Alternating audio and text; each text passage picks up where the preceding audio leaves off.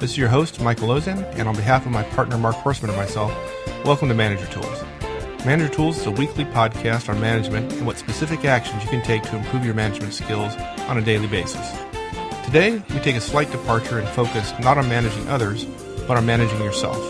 And one of the first steps in managing your career is to take charge of your resume.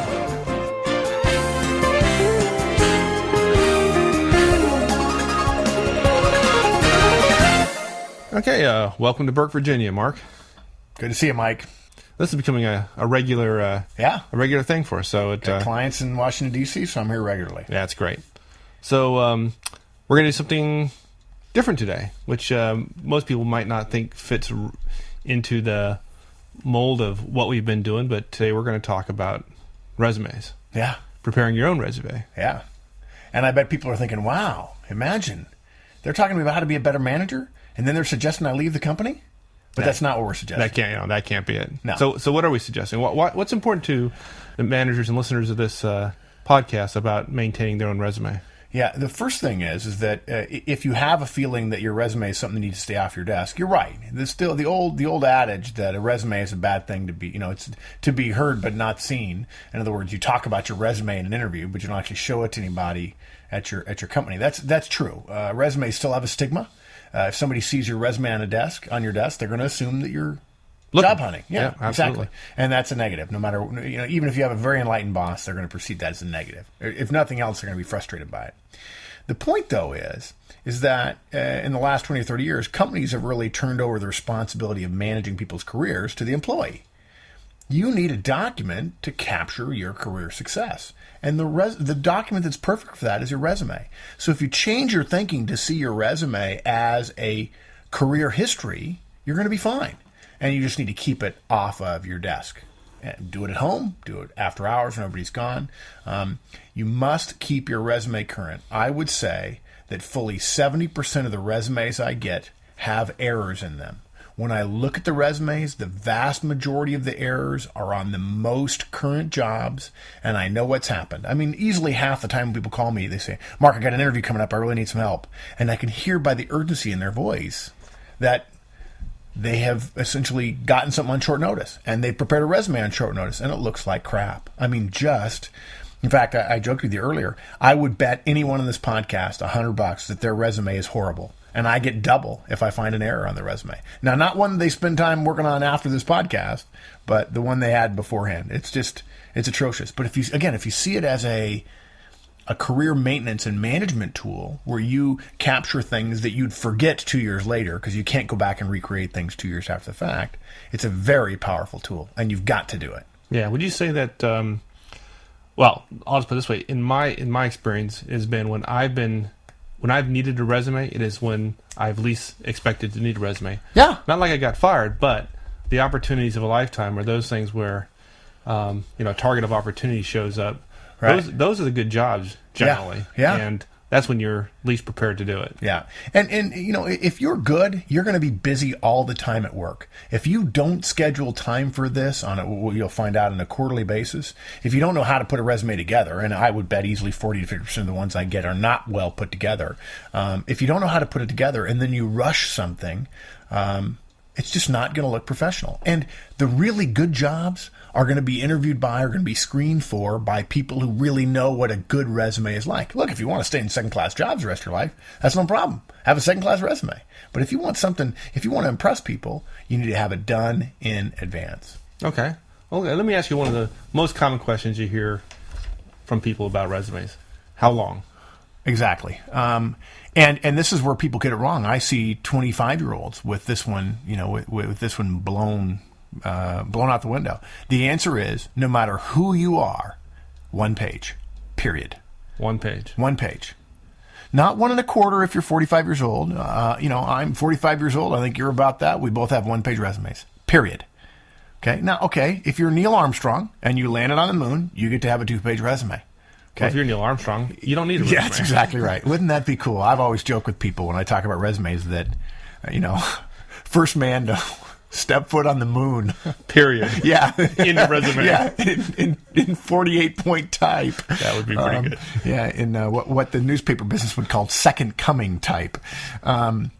Yeah, one page. The second page won't get read because they'll assume it's from a long time ago in your past. Look, if you're a CEO of a $500 million company and you've been vice president of marketing, vice president of operations of Fortune 500 companies, okay, fine.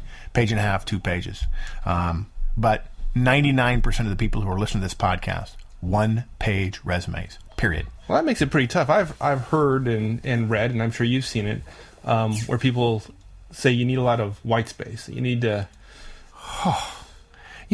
It's all the same. It's interesting. I think computers cause something like that as well, in the sense that now I have a graphics program, so therefore I'm an artist. Or I hear that white space is important, so I'm going to magically assume that I know how much white space makes a resume beautiful. White space means nothing on a resume. Nothing. In fact, my resume, I think the margins are 0.5 on left and right and 0.75 on top and bottom. And it's jammed full of 10-point type. You're trying to distill your entire professional life, 5, 10, 15, 20 years, down to 1 page, and you think it'd be cute to have white space? Now, some people would say, well, the reason I need white space is because I'm going to go ahead and take my 1-pager and turn it into a 2-pager. We hate that as recruiters.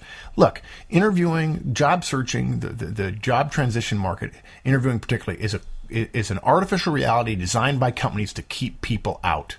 We don't want to see what you want to show us. We want to see what we want to see. And what we want is to make it simple. If you put a cover letter on top of it, we've already got 2 pages. You staple a second page of your resume to it from stuff that's way back in your career anyway. It's probably not relevant. It was probably happened even before computers were invented. Well, then, we just don't look at it. So we never get there. So 1 page. If I'm at my age, 45 years old, 25-year career, if I can fit it on 1 page, so can the vast majority of our listeners. Actually, I don't think most people, we've probably talked about it before, but most people here probably don't realize that you were, for a number of years, you were a recruiter. I was, yep, exactly, so for 7 years. You come from a very unique perspective here. I would be willing to bet, and I get 5 to 10 resumes every week by email. Hey, take a look at my resume. These are friends who just want me to just take a quick look because they've added a new job. I have a friend who left, who got out of the Navy, went to work at a high-tech company. I helped him with the Navy resume. I helped him with a high-tech resume. Helped him get into a top 5 business school. Helped him do his resume from there in order to get hired at a consulting firm. Looked at his resume again when he went down to interview as a chief of strategy at one of the biggest companies in the country.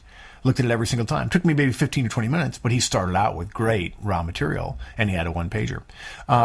So yeah, I spent 7 years. I would be willing to bet in my lifetime I've seen close to 50,000 resumes.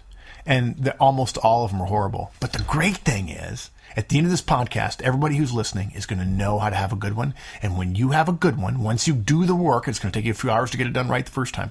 When you do the work, it stands out so much that people will talk to you. Even if your credentials, if your is not exactly aligned, they won't care because your resume will say, I'm a professional. It will sing to them. No question. Okay, you looked at a lot of resumes and help people out. Do you recommend that our listeners who are having trouble or challenges with a resume go out and get help from a professional? No, like let me yourself? stop you now. No, don't pay me. And in fact, I'm sure you'll correct me. I'm not going to say on air I'll be happy to take a look at people's resumes because I'll be deluged with resumes. I just can't do that. Because if I'm going to look at a resume, I'm going to look at it from top to bottom. But no, what you're paying for, resume preparation services are essentially typing services. And if you can't type, you got no business being a manager in at any size company anywhere. So no, don't do that. And if they say, well, we'll ask you a lot of questions. Look, I have some friends who do some very technical work. If you've got somebody who's got a really nice desktop publishing system on their computer, that doesn't mean they know anything about the nuclear power business or about the machine tools business or about designing car parts and those kinds of things. And they'll mess up the acronyms. They'll mess up all kinds of stuff. So no, don't pay for it ever. Once you listen to this podcast, you know what you need to know. Okay. You said earlier 10 type font.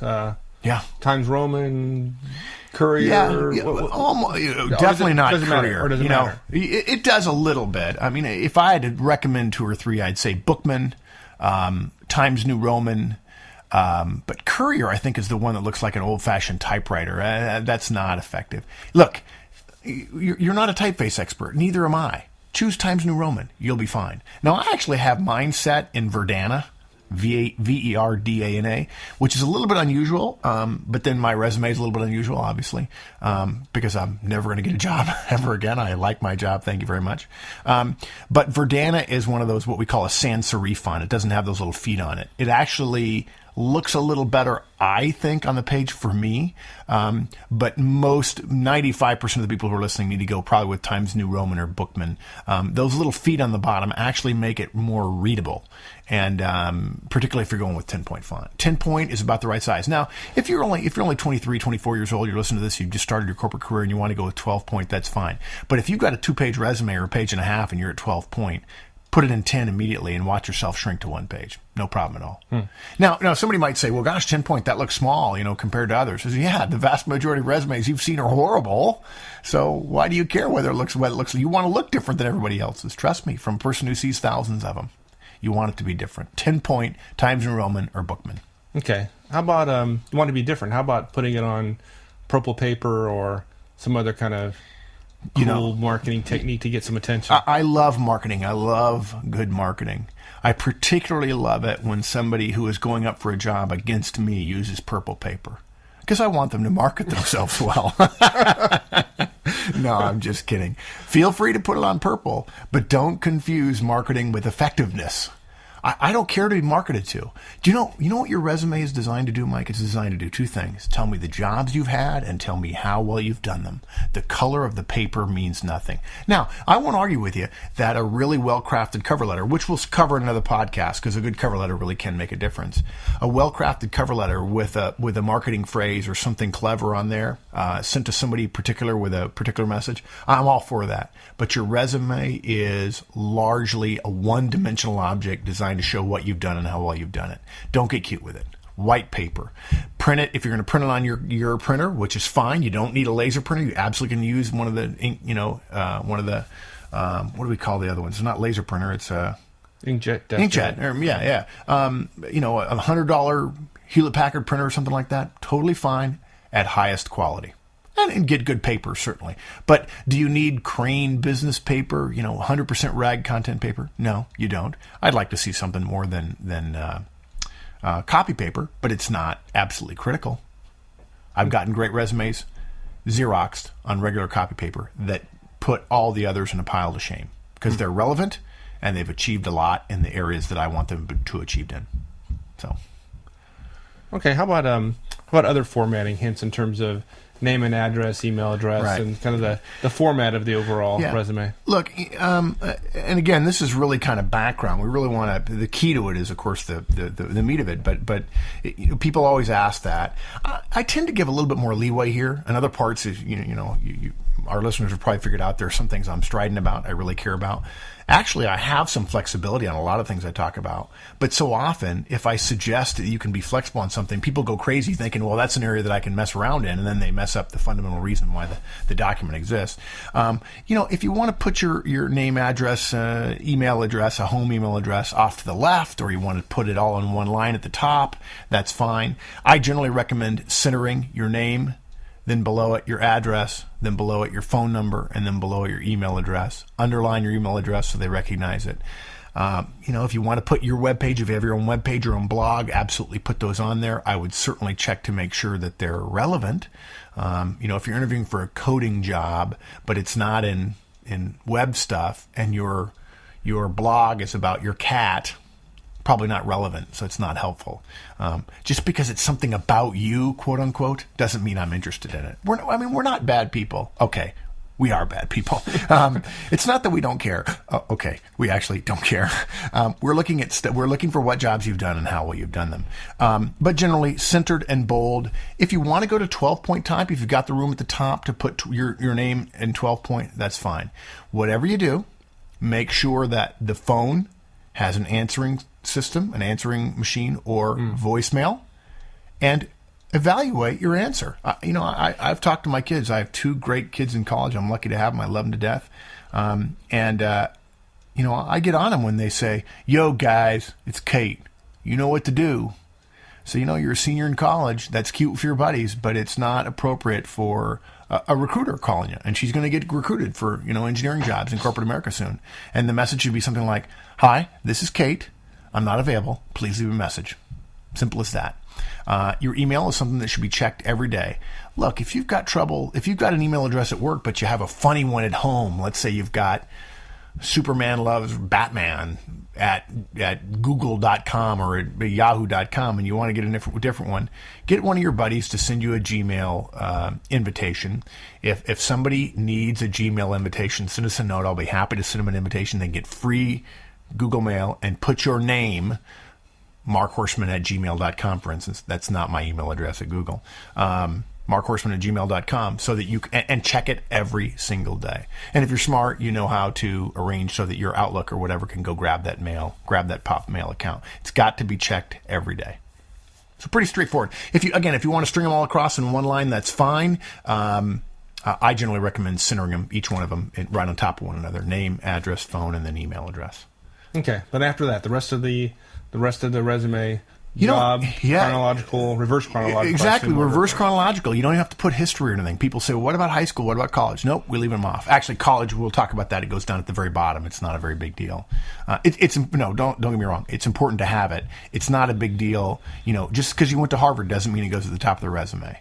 Okay, what we're going to hire you for is what you've done and how well you've done it. So after that, it is you can put a little line that says job history, but you don't need to. You can just start with your most recent job, and the rest of the resume, except for the education stuff at the bottom, is very simple. Each job has 3 parts to it: a little bit of admin, we'll go through the details in just a little bit, the job responsibilities in a paragraph, and then accomplishment bullets below it.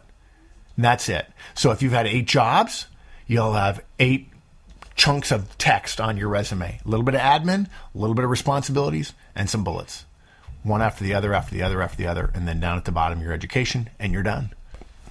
Okay, so each job, think of it as having 3 parts. Really, the trivial part is the administrative portion, and it kind of runs right into the responsibilities. I just thought of something like, it might not be a bad idea for us to post a sample resume so they can see what a good one looks like. Just a real simple one. It'll take out the name and everything else. They'll get some sense of what one looks like, really professionally done, 10-point. Be happy to do that for everybody. But each job, again, admin to begin with. The way I recommend doing it is putting the dates first. November 2004 to November 2005. I've got that bold and underlined and then followed by a colon. So it says these are the dates I've had the job. Then the next thing is you put the job title: administrative assistant or deputy plant manager, whatever your company called the job. If the job title is really unusual or if it's very vague, the classic one is I'm a senior manager. Well, okay, that doesn't really help me. If you're a senior manager at Coca-Cola, I want to know senior manager in what? So you might put senior manager Diet Coke marketing team. Okay, that's helpful to me. It'll give me some more information. So dates, including months. We're going to come back to that in just a minute. Including months, not actual days, but months, not just years. The title, and then the company you worked for. So November 2004 to November 2005, senior manager, Diet Coke marketing team, Coca-Cola Corporation company, and then finally the location, Atlanta, Georgia. Okay, I recommend all of that be bold and underlined, because if that's the only bold and underlining that you do on your resume, other than your name right at the top, it makes it easy for us to see where each job starts and stops. That's not to say there's not a carriage return between each job. There is. Basically, each job is a block of text followed by some bullets there are no returns between the text and the bullets. Then there's a space before the next job, and you start right off with the next dates and so on. Don't leave out the dates, don't leave out the months. If you put 2004 to 2005, I'm sorry, whether you think it's okay or not, every recruiter I know immediately draws, what conclusion do you think? You worked there for about a month, from December 2004 to January 2005 or something. Exactly.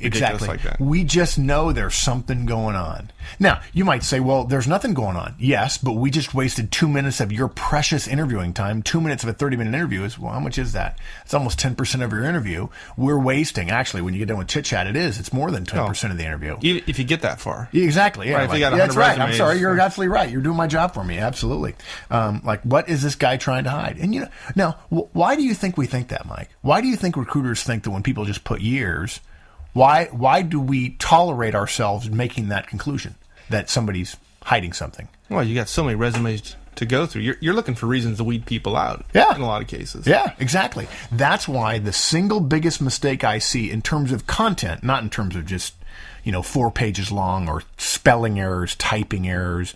And of course the spelling errors, people spell check them. They use the wrong word. Spell check is not foolproof, obviously, the key word being fool. What happens is that people mix their responsibilities in with their accomplishments, or put it more simply, they put some bullets down on their resume. We'll talk about those in just a moment. But the bullets are all responsibilities. If you list nothing but your responsibilities in the job, to me, you're no different than the guy who did the job but got fired and is trying to avoid you knowing that he got fired, and so he just lists responsibilities. It's not enough for me to know that you had a job. That's the first half of the equation. The second half is how well you did it. If there's no accomplishments on the job, I'm thinking, well, you got fired, or you didn't do it well enough to stand out in any way, shape, or form, which means I don't want to give you a chance in my job. Do you think most recruiters approach their job in a cynical fashion? Yes. They're looking for reasons to eliminate but you. Let me put a fine point on that, and this may be in the some manager might call and say, you're putting too fine a point on it. No, recruiters are not cynical. We pay attention. We're wise. I mean, we're not cynical. What's the way to put it? We're experienced. Look, you look at 100 resumes that all leave off the month, and 70 of them are trying to hide something. Look, no offense, but we're going to draw that conclusion about the other 30. We need heuristics just like anybody else. We need cheats to get through this interview, the resumes of 1,000 that are in our inbox. People say all the time, well, I sent it in, but nothing happened. Unfortunately, they mistakenly believe it's because recruiters are not doing their job. Well, so many resumes are so bad. Yes, something happened. We said no, but we don't have time to write a letter to everybody. So no, I don't think it's cynical. I can understand why somebody would draw that conclusion. You may have a perfect resume, but because you didn't know what you were doing, you engaged in 4 or 5 mistakes that a rookie would, or somebody who didn't have a good career did. I'm sorry, we don't know enough about you. This is simply a process to weed things out. Are we going to have false negatives? Absolutely. We would much rather have in the recruiting process a bunch of false negatives, in other words, saying no to the wrong people, than what's the opposite of that? False negatives. The last thing we want is to hire somebody who turns out wrong. So we say no if we're given half a chance. It is exactly the same as a criminal justice system. Both systems are designed to avoid bringing people inside who shouldn't be there. In the case of recruiting, we're trying to avoid hiring somebody who shouldn't have been hired. That's a false positive. In the criminal justice system, we're trying to avoid a false positive, meaning saying you're guilty when in fact you're not. We'd rather have some people out on the outside who perhaps should be in prison that just to avoid the chance of putting somebody in prison that shouldn't be there. Same thing here. Well, I'm glad you brought up the criminal justice system because, probably lawyers are the only people I dislike more than recruiters. Well, I tell people all the time, recruiters are the best the most hated salespeople in the world, but they're good at it because they have to say no to people all the time about their company, and they have to say no and make them like them. They have to leave the, great company, he just said no to me. Okay, so we talked about admin. The next thing we have is 2 to 3 to 4 sentences of responsibilities. Okay, these are things that ideally would come from your job description, quite frankly, but so many job descriptions, as we all know, are so terrible you may not be able to go there. But you want to describe what the responsibilities of your job are. Okay, something like responsible for the budgeting and coordination of a $3 million quality improvement program, responsible for motivating 15 call center representatives to achieve quality, quantity, and sales goals. Now, those are just first sentence examples. It might go on to be oversee. By the way, starting with an action verb, oversee, supervise, reduce, enhance. That's a great way to start those sentences in the pros part of the responsibilities part of the job. And this continues all one line. I mean, you don't start a new paragraph, if you will. After you finish Coca-Cola Atlanta, Georgia, you can just put a dash and put responsible for supervising 12 Diet Coke marketing specialists / professionals in producing marketing and advertising campaign in support of Diet Coke. the number one diet branded soda product in America, period. And then continuing as if you're writing a paragraph, continuing without a carriage return, 2 or 3 or 4 more sentences which describe your responsibilities more fully. It might be manage a budget. It might be involved in a project on this. You might be on a corporate cost containment project team. You might be involved in an international marketing cross-functional group. You might have safety responsibilities. You might be on an anti-discrimination task force. You might be one of the corporate recruiters. Those kinds of things. You want to have 2 to 3 to 4 sentences that relate to your job. Okay, the core responsibilities of your job. Okay, we want to know basically what job you're responsible for doing. Because then the next thing that's going to happen is once you finish that paragraph looking like thing, you're going to hit carriage return, and then you're going to start putting in bullets. And you're going to list bullets which are essentially accomplishments that relate to your job responsibilities. So if one of your responsibilities is motivating 15 call center representatives to achieve quality, quantity, and sales goals, I'd like to hear how well you did on your sales goals, on your quality goals, and on your quantity of calls. Okay, achieved 94% of quality standards within 2 months on the job.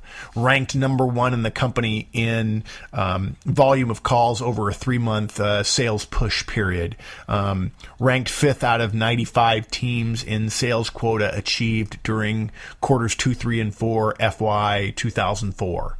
Okay. Right. Reduced cost by 9% by creating innovative login system, increased sales by 4% by coaching on core sales operations or core sales techniques with top performers on my team. Helped get promoted 2 representatives who had been previously offered jobs but had failed to get through the interviewing process. Reduced turnover from previous manager by 85%. Always starting with an action verb telling me how you improve sales, how you reduced costs, how you improve quality, how you reduce waste. All those core things that people talk about over and over again. So if there were like 10, this goes without saying, I think, right. If you had 10 responsibilities, you're going to write down 3 or 4 of them. You're going to pick the 3 or 4 that you did well with. Sure. That's where you yeah, with a caveat. You don't want to pick the 3 or 4 that are trivial. If you didn't do well in your top 5, you do well, and right. They're relevant. Yes, to the position that you're relevant to the position you were in, but even more so relevant to the position you're currently interviewing for. If you're a manager, if you're a director, for instance, in a call center, and you have 5 managers who report to you, and so you're responsible for call volume and call quality and customer service metrics. And you list your top 3 bullets as being part of a diversity task force. Nothing wrong with the diversity, but that's really not what your primary job is. It's a major additional duty. But you have 5 bullets, and the first 4 are all about this diversity initiative. I'm not impressed. I want to know about the diversity initiative. Don't get me wrong, but you and I are going to spend 5 or 10 minutes talking about how well you really did as a director in the call center. If I get that far. If you get that far, right. Exactly. Yeah. And you make a good point. This is the second time you said it about if you get that far. The resume has a very clear purpose. To get you an interview. That's what it's there for. The beauty of a great resume is not only does it get you an interview, Mike, it then increases the chances you're ready for the interview because you've told them how well you did your last job. And when they ask you for examples of things from your past that relate to what they're going to be doing, the classic behavioral interview that everybody ought to know how to do, and which we have future podcasts scheduled to go over, if you look at that, you will be able to pick bullets right off your resume. You will have thought about them if you're maintaining your resume correctly, and you will be able to talk about them for 3 or 4 or 5 minutes cogently. If you don't have responsibilities listed, you're going to be scrambling around for accomplishments, for examples for your behavioral interview. So yeah, not only the purpose of the resume is to open the door, but a good resume not only opens the door, but pushes you halfway through it because it tells you exactly what you should be preparing for in those interviews. Yeah, great point. Yeah. And so you might have 3 or 4 sentences and you might have 5 or 6 accomplishments. So you'll have 5 or 6 bullets. The key thing is I should be able to look at each bullet, and those are bullets that relate to you. Those are accomplishments that are yours. The previous person in the job can't claim those bullets. Okay, unless he happened to do the exact same percentage improvement or the exact same sales improvement or reduction in waste or whatever the case might be. Those accomplishment bullets, again, they've got little bullets, little round dots to the left of them, flush with your left margin. Okay, you don't need to indent them, please. Folks, don't indent them as a way to create white space. All that means is if it's a good long bullet, you're going to end up having a carriage return, and you're going to steal space from the bottom of your resume. You want each bullet to fit on one line, if at all possible. A lot of times, if somebody says to me, "I have a page and a half resume," Mark, I said, "Send it to me. Let me look at it," and I figure out a way to reword the bullet that you don't lose any detail. You don't need to tell us the whole story. You just need to give us the highlight so that we can then ask a question about it in the interview. I end up pushing those bullets off to the left. So don't indent your bullets thinking that you're making your resume pretty with all that gorgeous artist in you creating white space for us. Us recruiters really don't care about white space. Thank you very much. But those accomplishments should be yours, whereas the responsibilities part of your job, each one of those, essentially the guy who had the job before you, he or she could claim those responsibilities. The bullets are what make it yours, and of course tell us how well you did the job. That's it. Okay. And then you've got a carriage return. So there's a line of white space between your present job and the job you had before it. And yes, every recruiter, we talked about this Diet Coke manager job, and I happen to have a friend, great guy who left Kellogg and went to Diet Coke and is in fact now in Korea. And, he's got a great resume. And if your resume says November 2004 to November 2005 for your last job, the top job in the reverse chronological order, the job below that ought to say October 2004 is an ending date or November 2004 is an ending date. It's okay if you say October and then the next one starts in November. We're not gonna get picky about that. But we're gonna look for your employment history. And if you've got a 2-year gap, be ready to explain it. Don't be defensive. I once read in Fortune magazine or one of the magazines something about, somebody answered a question about, I had cancer for 2 years or had leukemia, and I took 2 years off, and I'm wondering, should I leave that out? Oh, yeah, you should try to avoid talking about that. No, I got to tell you, no, you address it straightforwardly. I had cancer. I was 2 years out of the workforce. I'm back. I'm ready to go. Be ready to talk about breaks in employment. I stayed home and had a child. Good for you. Half the people on the planet couldn't do that accomplishment. We admire that you did it, and we are not going to discriminate against you because you did it.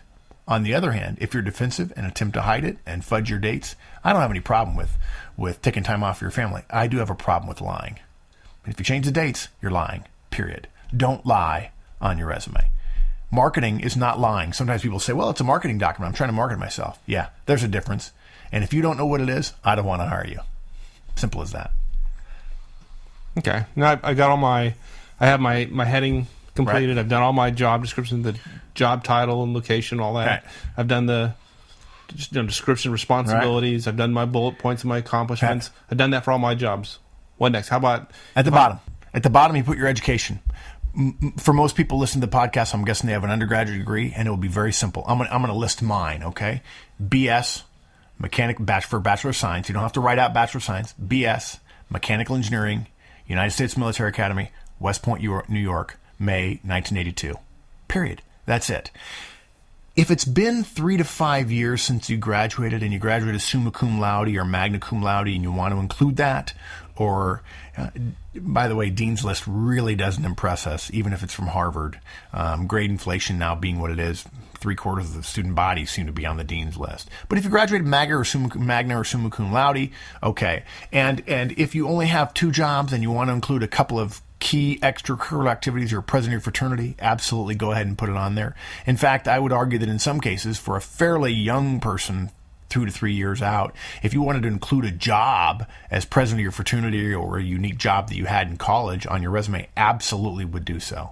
And if you worked through college, I would expect to include it. I don't want to see 12 Taco Bell jobs in a row. But if you had a job that was anything other than menial, or if you had a menial job and you kept it for 4 years and worked your butt off to pay for college, I'd want that to be a bullet in the job that you were. If you worked at Taco Bell for 7 years and maybe you're only an assistant manager, but in 7 years you paid for your entire college yourself, I want to see that. I really like that. In fact, that's a pretty impressive thing. But it would be BS or BA followed by your concentration or your major, followed by your school, followed by where your school was. That's to avoid people from University of Texas. No offense, San Antonio. University of Texas, San Antonio, just writing University of Texas, right? Because there's difference between the flagship state school and other schools in most states. Part of the system, but not the flagship. UT is in Austin. And if it doesn't say Austin, we're going to ask you. And then the date you graduated. Simple as that. If you've got a master's degree, MBA, Kellogg School at Northwestern University, concentration marketing and finance, March or June, June 2005. Great. Want to put that too. That one goes on top of your BS. Basically, your most current education goes on top. Don't put your high school GPA. Don't put your high school stuff on there. Pretty simple and straightforward. Again, if there are key extracurriculars in your MBA and you want to put those in a line indented below your MBA, above your BS, fine. But I wouldn't put much more than that. Then after your education, then hobbies, golf, knitting, swimming. Now, there are people who have probably already... Podcasting? Yeah. Yeah, this is a hobby. Tell our clients that. It's funny. If you Google me, you can find a 2-hour presentation that I think is broken down into 3 parts that I gave at the Kellogg School at Northwestern last January, and I'll be going back up there soon, I think. And one of the things that I talk about is how terrible their resumes are. But that is a little bit of an artificial situation where the Kellogg is actually managing the system very, very tightly. Harvard does this, Fuqua does it at Duke, the Stanford Stanford School does it as well. Chicago does it.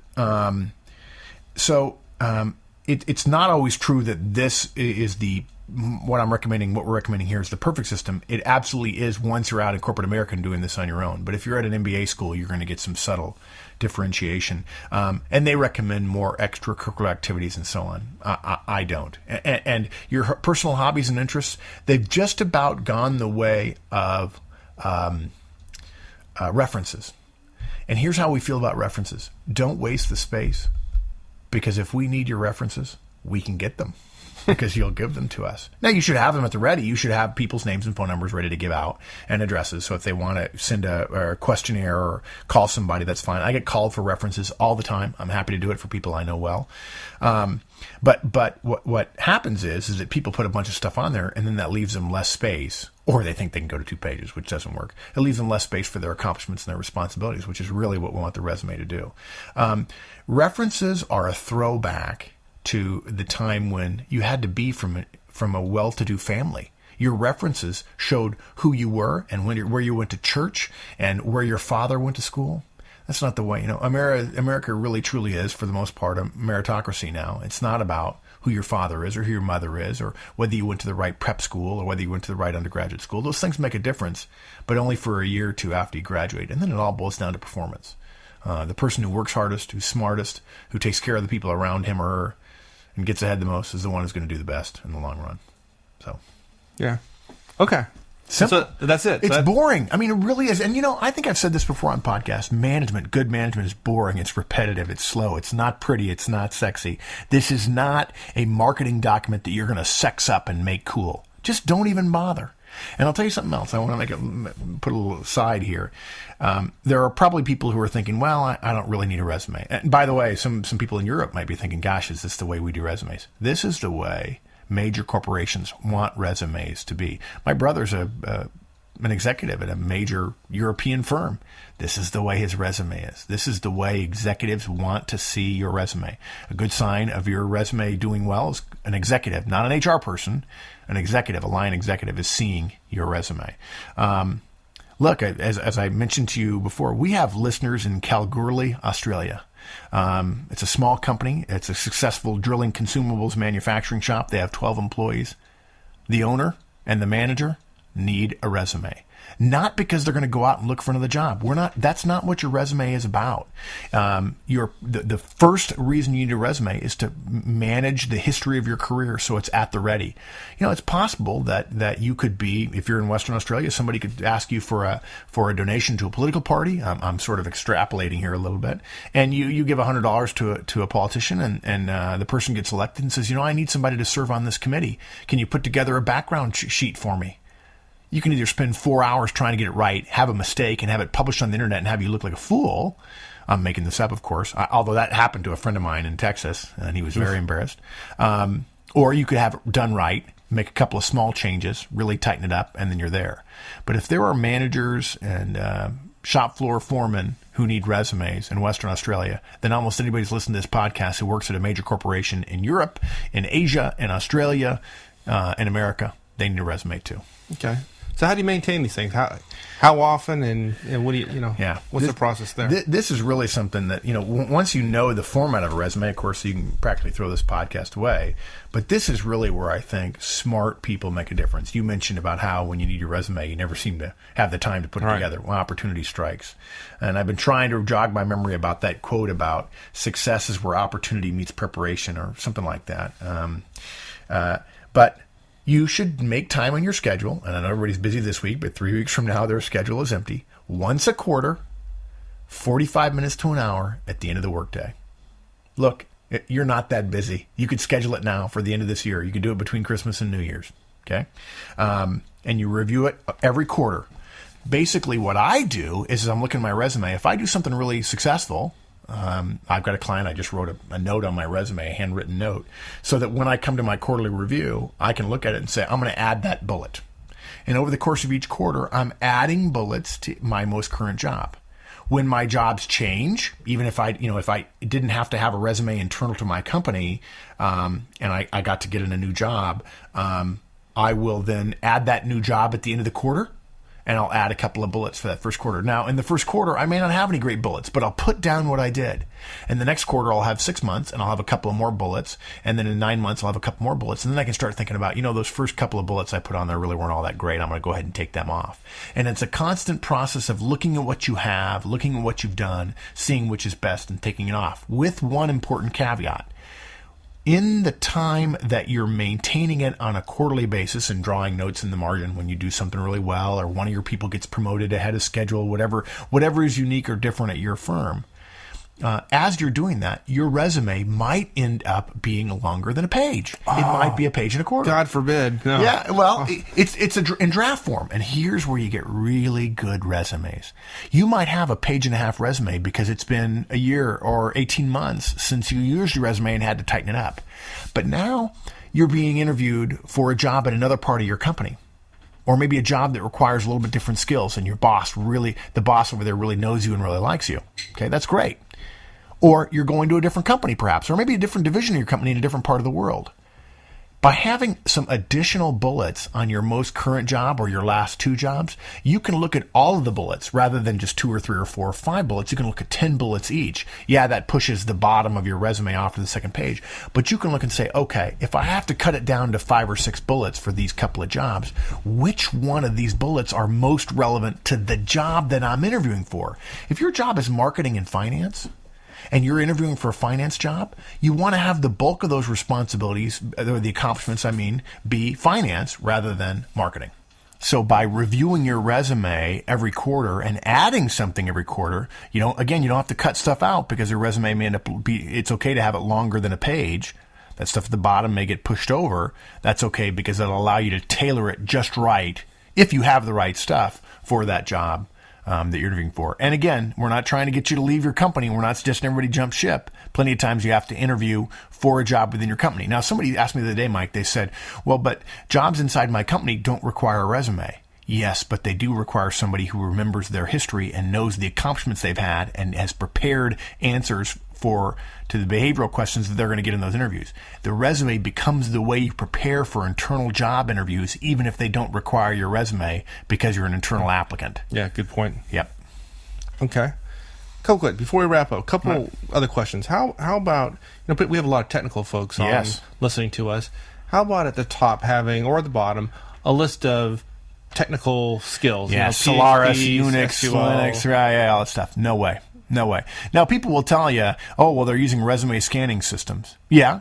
And if you think the computer only looks at the first third of your page to look for a bulk of all the stuff together, it doesn't. It scans the entire thing, and it looks for Unix and HP and open source and, blog and all those kinds of things. So if it's in there, it's in there. So if you had success delivering code on time and under budget, tell me what the code was written in. Delivered 1.6 million lines of C++ code in a DB2 environment, blah, blah, blah, blah, blah, on time and on budget. There's the stuff I need to know. Now I have context for it, and I can ask you more questions. All too often, what I find is that tech people jam everything in the top, thinking that it's nothing but a resume scanning system. And then when I pick one thing out and I ask, How much have you done with that? Oh, well, it's been a while for that one. And then suddenly, because I got lucky and picked one you weren't that good with, I paint that entire paragraph with the weakness of that one. Spread it out throughout your resume. Don't bulk it up at the top. In the context of a particular accomplishment. Exactly. Or responsibility. Yeah. Okay, how about the relatively common, somebody at the very top puts an objective, seeking a job as a manufacturing engineer in a high-growth company or some other kind of objective. Yeah, we turned down all the ones seeking for manufacturing engineer in a high-growth company because we're not a high-growth company. I love that. I only work for a really great company because I'm only a really great guy. No, absolutely don't do it. Look, if you go to a one-page resume, somebody out there ought to do the math and tell me how many, if you have no smaller than half-inch margins, because I think your printer won't go any smaller than that, how many lines of text you actually get. I mean, you can actually mess with kerning a little bit, I think, or line spacing in Microsoft Word. But no, you don't need to waste that line and the carriage return that would be necessary to separate it from everything else. Don't do it. Because you may very well, the recruiter may look at it and go, Ozan's really good for this, but boy, he'd be really great for that. Oh, it says a subjective on it. You don't know what's going to happen. That's okay. Okay. How about a minor variation of that? This one being not the focus so much on the job or position they're looking for, but more a summary of them as an individual, kind of high-charging, highly motivated, inspirational manager / leader, facilitator, seeking blah, blah, blah, blah, blah. Yeah, blah, blah, blah. That's the key. Superman does not need an ad firm. He just doesn't. It's always the same. Highly motivated, supercharged, double deluxe. You almost want to say, God, can I have fries with that? It's a super meal. It's a happy meal. No, don't do it. We don't believe a word of it. They all sound the same. I'm amazed at what I know people who are low energy, very nice people, but they're low energy and they're not top performers, and they call themselves high energy top performers. So, no, leave it out. You don't have the room. If you've had any experience at all that we're excited about, job and how well you did it, let your job history speak for itself.